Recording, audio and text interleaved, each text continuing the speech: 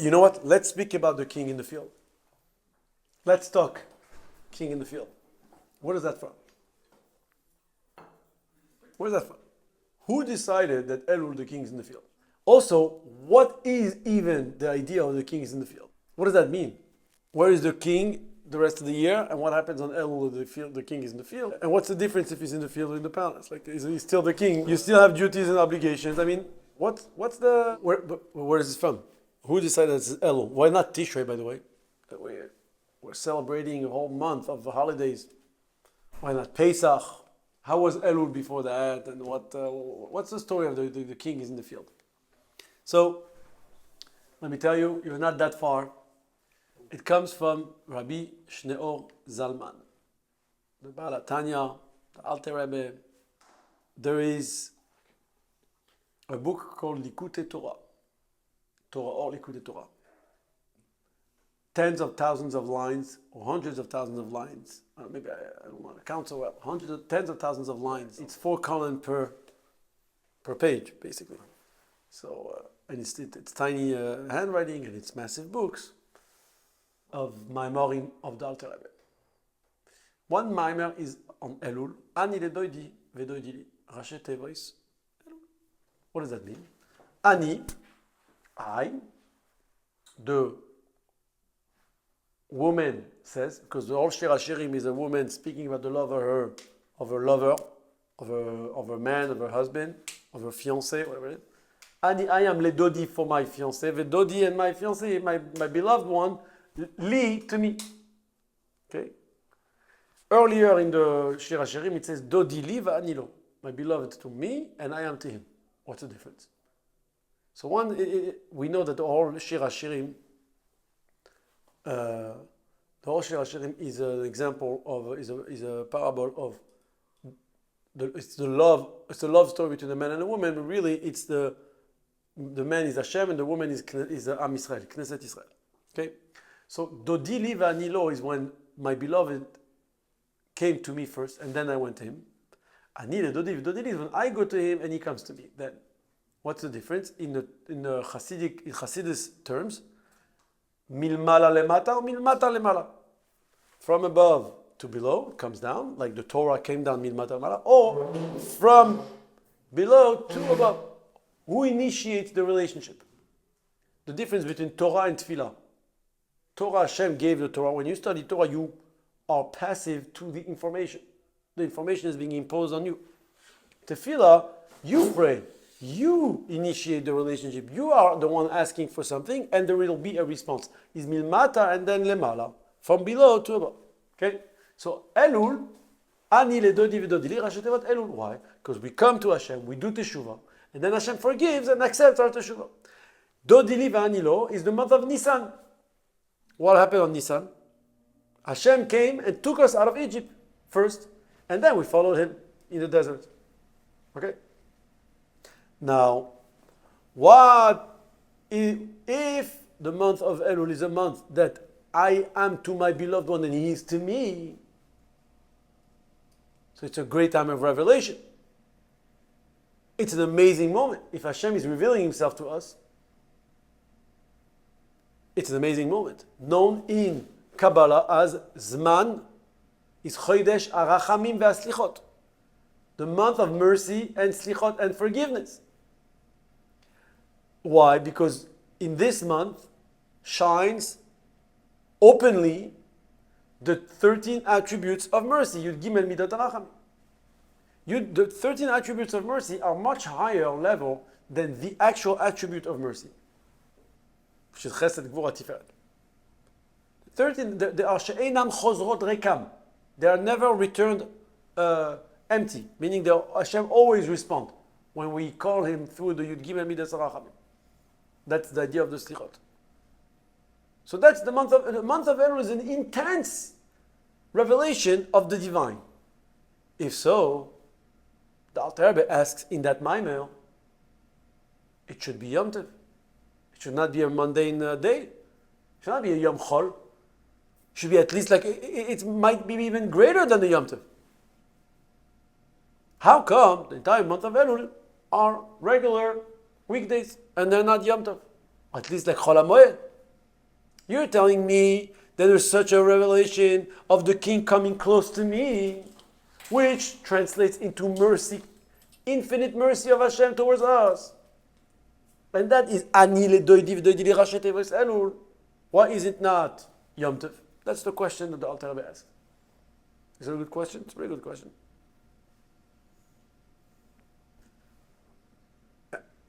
To answer that, the Alter Rebbe says, "V'yuvan ze behagdim."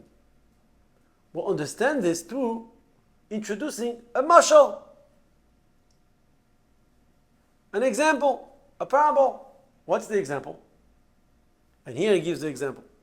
Mashal and Melech, there's a king that was in the field. No, yeah, that what it says, Beshuvoy la'ir, on his way back to the city. That's the example. What does that mean? Summertime, which is very appropriate. The king was in the country, right? He went out. But now he's coming back. On his way back, he's crossing through the country part. He's in the field. And guess what? He's like, you know what? Instead of me going with the entire escorts, let me dress casual. Let me go on my own. I want to meet with the peasants. I want to meet with the people. Right? And then anyone can approach him. This is all the words of the Balatanya in that Maimah. And anyone can ask whatever they want. And as he makes his way back to the town, more and more people come with him. And it gets more exciting. When he actually gets into the palace, no one can, all of these people have no longer free access to the king. And when he is going to get back to work and judge and evaluate every project and every law and every possible felony or crime or anything that's going to come up to him, the rule is the rule, the law is the law. But when he's going to see that person showing up on the day of judgment, if he has no acquaintances with him, doesn't know him at all, it's like, just apply the rule, apply the law. But if he's going to remember, I just met him. I was in the field, he actually ran over to me, he brought me a gift, he said a nice word, he gave me a hug, he tried to have a conversation with me. I can't be indifferent to that. And God will remember. That's how the example of Melech Basada came. It's an example. So how does this answer the question? You know why it's such an intense moment of divine revelation, and at the same time, yet it is not a Yom Tov? Because the king is revealed, but he's not in his glory. It's not a Yom Tov. The king in his glory, that's a day you stop everything, you get dressed, you go to synagogue, and you have a protocol, and you pray. The king is acting casual. The king is a peasant. He's dressed like a peasant. He wants to be like you. So it shouldn't be a Yom Tov. He's accessible. That the example of the king in the field is in order to explain why the month of Elul is intense presence of godliness, and at the same time, it's a regular day. And what's the purpose? It gives us the opportunity to get in such a proximity with him, so close to him, yet it's easy and accessible. On Rosh Hashanah, we're also very close to the king. Avinu Malkeinu. Guess what? We have to behave. We have to behave. It's no longer the time to negotiate and brag or try to bribe or anything. We're just showing up like we're hoping we can make. We're hoping he's going to recognize us. We're hoping he's going to remember us. But it's done. But the month of Elul is a month where the king is in the field. He's very close to us, and it's not a Yom Tov because he's just not undercover, but like none with his glory. So what the Rebbe took that mashal to the next level, made a big deal. The king is in the field and he's accessible. The Frierdiker Rebbe said, not only you have the right to approach him, it says Verashayim, you have the right to Veyecholim, and you could. You could go greet him, meaning it's up to you. And then it says that he greets everyone Besever panim yafas, with a smile, with a welcoming face. So imagine, the idea is that the king is in the field. So you do whatever you can to get close to him. So here comes then the Rebbe in a Maimer goes even deeper. He said, what is the reason he's giving the example of the king in the field? The king is not in the city and the king is not in the desert. So he explains, according to Torah, there's 3 levels. There's Ir, Sadeh, and Midbar. Ir is a city. A city is where a human being live. Okay? So, city refers to Kedusha.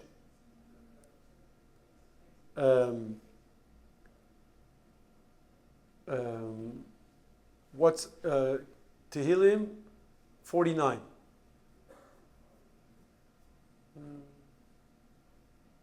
Tehillim 49.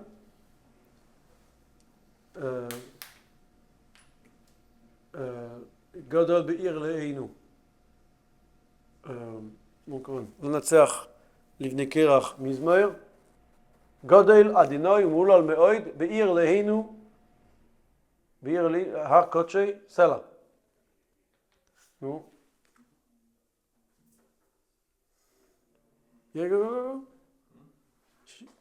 No, 48, sorry.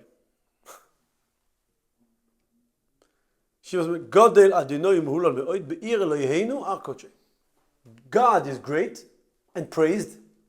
Where? Be'ir Eloheinu, in the city of God. Where do you find human beings? In the city. Right? Where do you find wild animals? In the desert. In the desert. No. In the desert. Midbar in Torah is a place of Nachash, Saraf, ve'akrav. Asher lo yashav adam sham. The human beings don't live in the desert, and there's no water.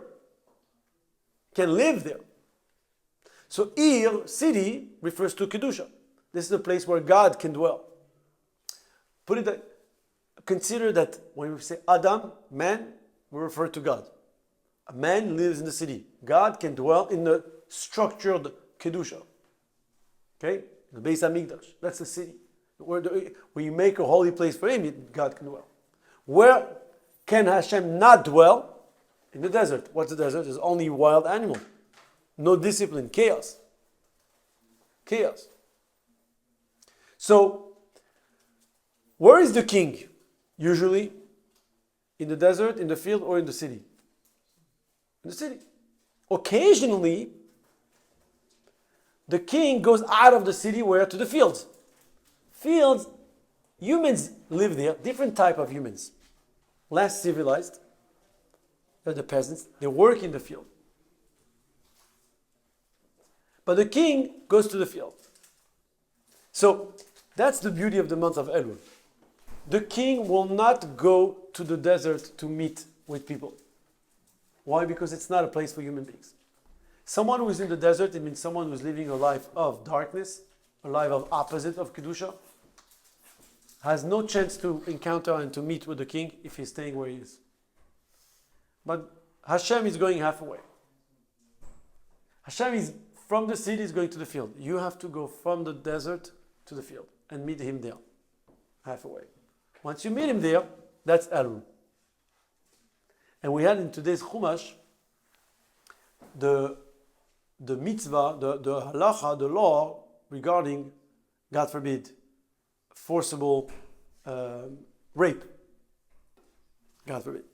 And it says that if a girl is in the city and she's found to be with a man, mois yumesu shnehem, both of them are chayav misa. They are guilty. Why? Because she's hanging in the city and she's putting herself in a situation where things can happen to her. Then it says ve'im basadei metza'ah. But if she's found in the field and over there's no one there that can help her, then only he is chayav misa. Only the man who committed the rape is guilty. But velanara lo nase davar, you don't do anything to the girl. Wow. Because Basade Metza'ah, he found her in the field. Tza'aka Hanara, the girl screaming, she's crammed. Ve'ein Moshiach, but no one can come to save her. You can't blame her. In the city, if she was being forced, she would have screamed, people would have come. People would have responded. In the field, she can't do anything. Says the Tzemach Tzedek, this is the month of Elul. The Na'ara, the girl, is the Neshama, who is being raped whole year. But on Elul, the Neshama is together with the king in the field. And what does the Neshama do? The Neshama is screaming for help. Tzaka Na'ara, the Neshama is screaming for help. And there's no one to save him, to save her. Says the Tzemach Tzedek, not ve'ein Moshiach, there's no one to save her. Ve'ayin. Who is Ayin? Me'ayin yavo Ezri. Ayin, the how do you translate in English? Ayin. Yesh me'ayin. Something from nothing. But Hashem is the Ayin Ha'amiti, is the real. Hashem created the world. Yesh. Something. He made the world something from nothing. So what was there before creation? Nothing. Is God nothing? There was only Him. No, he said he made the world. He made the world something from nothing. Right. So in reference, It wasn't saying that he's nothing. very good. So in reference to the world, He is considered nothing. Mean nothing. When we refer to God as Ayin, Yesh Me'ayin. When we refer to God as Ayin, we refer to Him as the more abstract. That's why He's Ayin. Not because He's non-existent. Because He's too abstract compared to creation. Before creation, He's completely abstract. From essential abstract, He created something which is completely defined. So Yesh, something, Me'ayin, from nothing. So when we say Ayin, we refer to Him. Right? So it says, Me'ayin yavo Ezri. Where is my help going to come from? Chassidus says, no. Me'ayin, from the nothing. If I manage to raise myself above creation, I tap into Hashem's infinite light. Me'ayin, from there, from the nothing, yavo Ezri, my help is going to come. It's not. There's missing punctuation over there. No, it's a pshat. Really, it's Me'ayin yavo Ezri, Ezri me'im Hashem oiseh shamayim va'aretz. But this is a higher level. Me'ayin, it's an affirmation, it's not a question. From the nothingness of God, meaning from the abstract level of God, Yavoy Ezri, my help will come. Says the Tzemach Tzedek, same thing here. Tza'aka Hanara, the woman, the girl was screaming. And when the Neshama is screaming in the field during the month of Elul, it says, Ve'ein Moshiach, there's no one to save her. He says, no, not Ve'ein. Ve'ayin, and the abstract nothingness of the divine, Moshiach will save her. That's the month of Elul. So there was in yesterday's Chumash. Ve'ayin Moshiach, and the ayin will save her. Why? Because she's in the field and she's screaming. But the beauty is that coming from a story which is completely it's a gross story. It's a man who's raping a girl in the field and there's no one to save her, and therefore she's not liable. She's not responsible. He's the only one guilty. Comes Chassidus and says, no, the girl in the field is the neshama is searching for the light, and because she's being abused, she's searching for hope. The ayin and Hashem Himself, who is the ayin Yavo Ezri, Moshiach is going to save her. Same thing we have in this week's parsha. There is a kiseitze la milchama lo ivecha. Go out to war against your enemy. Don't we know that when you go out to war, it's against your enemy? What do you need to say this?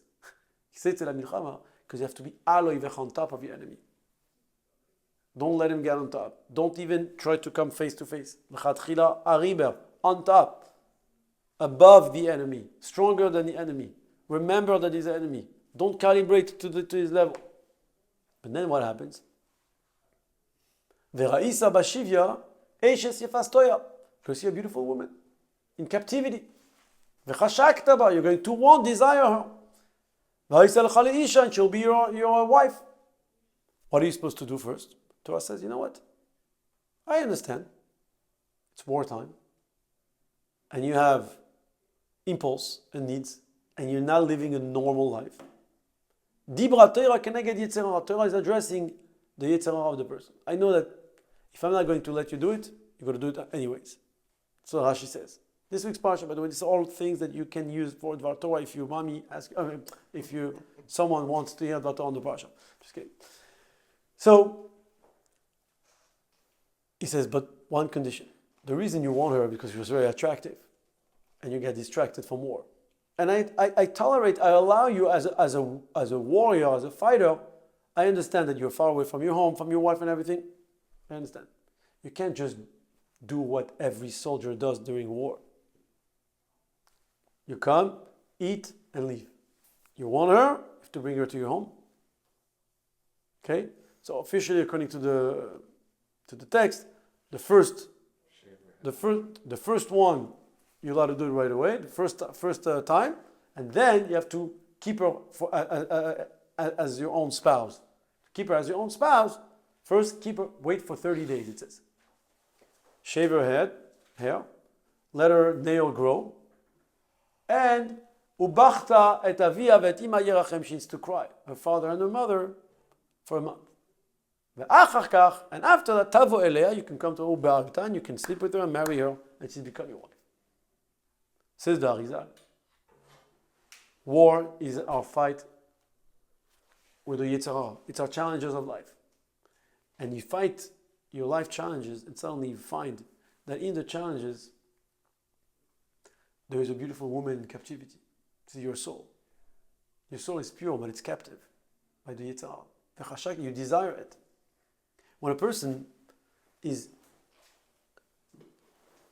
stuck in the mundane and he's in the rat race of life, the non-ending race, but suddenly goes to a shiur,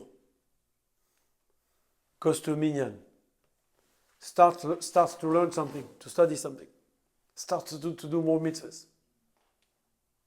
Feels that when a person feels that I want to tap into my spirituality, to my relationship with Hashem. You know what happens? Suddenly it's like, oh my God, she's beautiful, this woman. My soul is pure. I want more. So he said, bring her home. And he says, let the soul cry for father and mother for a month. Says Arizal, this is the month of Elul, when we cry and do teshuvah and realize that we want and need to get closer to God. Afterwards, Tishrei time, tavo elea, you can come to her, this is Rosh Hashanah, you come face to face to the king. Ube'alta, and you have be'ila, which means sleep with her, this is Yom Kippur. Ne'ila is you seal, you close the door, and there's no one is allowed to be in the room. It's only us with Hashem. That's why it says, Yom Kippurim is the day of our wedding day with Hashem. Yom Chatunato is Yom Kippurim. What happens after a couple gets married? Sheva brachos, 7 days of Sukkot. So the joy is from Sukkot is what? The accumulation of the intense emotion of the reconciliation between the soul and the body, between the neshama and Hashem, between the husband and wife, and we're getting married. Yeah, we found each other, we committed to each other, we're getting married, and then we're partying and celebrating. So, but it all starts because during the month of Elul, the king, the husband, reminded the woman, the wife, I'm here. You can always come. You know, when in a relationship, you get into these arguments, and you get to a point where we don't speak to each other anymore. It could last a few hours, could last a few days, and sometimes much longer. God forbid. It's terrible. Or sometimes we speak to each other where we know that I only ask you about the kids and you only ask me about the kids. Or I only ask you to pay the bills or to buy the groceries. Or what are we doing tomorrow? Or can you pick up this and that? But the relationship is numbed. It's in airplane mode, sleeping mode, do not disturb mode. Right? And at this point, maybe one or even the two spouses, each one have their thoughts like destructive thoughts. I don't like it. I always knew she's always that. He's always this and never. And I don't care. You know what? I'm fine. I'm okay like this. I don't need anything, right? I don't need anything. Actually, I'm okay like that. You know what? It's much better. No headache. I don't even want to mention what the thoughts are. But all it takes is one of the two to decide. You have to find in that captivity that you are in. There's a beautiful woman waiting to be, she's trapped and she's waiting to be released and redeemed. So if the person, there's always one person who's going to be the first to reach out. I want to give all of us the bracha, the blessing, to always be the first one to reach out. Someone is mad at you, someone doesn't want to speak to you, and you not only you think you're right, you know you're right.